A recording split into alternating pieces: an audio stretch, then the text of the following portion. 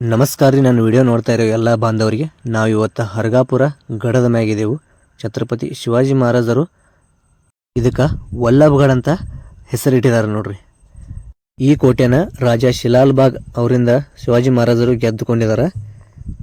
ಈ ಕೋಟೆಯ ಮುಖ್ಯ ದ್ವಾರ ನೋಡ್ರಿ. ಇದು ಮುಖ್ಯ ದ್ವಾರನ ಗೋಮುಖ ಆಕಾರದಾಗ ನಿರ್ಮಾಣ ಮಾಡ್ಕೊಂಡಿದ್ದಾರೆ. ಯಾಕಂದ್ರೆ ಶತ್ರುಗಳಿಗೆ ಇದ್ರ ದ್ವಾರ ಲವಕರ್ ಕಾಣಬಾರ್ದು ಅಂತೇಳಿ, ಜಾಸ್ತಿ ಪ್ರಮಾಣದಾಗ ಶತ್ರುಗಳು ಒಳಗೆ ನುಗ್ಗಬಾರ್ದು ಅಂತೇಳಿ ಇಟ್ಟು ಸಣ್ಣ ದ್ವಾರನ ನಿರ್ಮಾಣ ಮಾಡ್ಕೊಂಡಿದ್ದಾರೆ. ಒಳಗೆ ಹೋದ್ಕೆಲೆ ನಮ್ಮ ಹನುಮಂತನ ಗುಡಿ ಕಾಣ್ತಿದ್ ನೋಡ್ರಿ.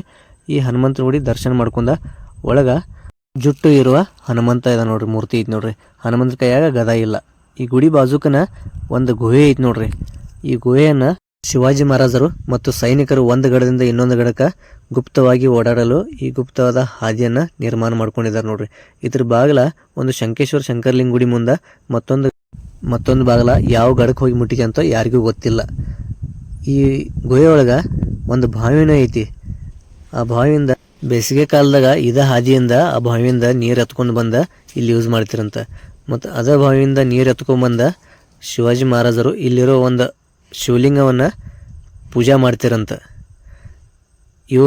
ಇಲ್ಲಿರೋ 3 ಕಿಟಕಿಗಳು ಅನ್ಬೋದು. ಯಾಕಂದ್ರೆ ಇಲ್ಲಿಂದ ತೋಪ್ ಹಾಕಿ ಶತ್ರುಗಳನ್ನ ಹೊಡೆದೋಡಿಸ್ತಿರಂತ. ಎಲ್ಲ ಇನ್ಫಾರ್ಮೇಷನ್ ಯೂಟ್ಯೂಬ್ದಾಗ ಐತಿ, ಬಯೋದಾಗ ಲಿಂಕ್ ಐತಿ, ಚೆಕ್ ಮಾಡಿ ವಿಡಿಯೋ ನೋಡ್ರಿ. ವಿಡಿಯೋ ಇಷ್ಟ ಆದ್ರೆ ಶೇರ್ ಮಾಡ್ರಿ, ಹಂಗೆ ಫಾಲೋ ಮಾಡೋದಂತೂ ಮರಿಬೇಡ್ರಿ. ಧನ್ಯವಾದ.